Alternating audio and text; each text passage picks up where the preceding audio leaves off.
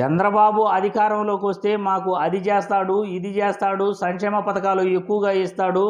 మాకు నెత్తిన కిరీటం పెడతాడు అనుకున్న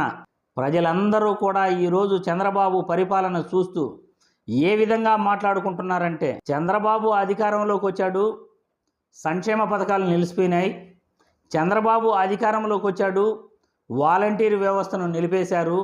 చంద్రబాబు అధికారంలోకి వచ్చాడు,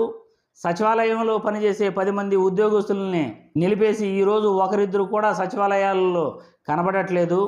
చంద్రబాబు అధికారంలోకి వచ్చాడు,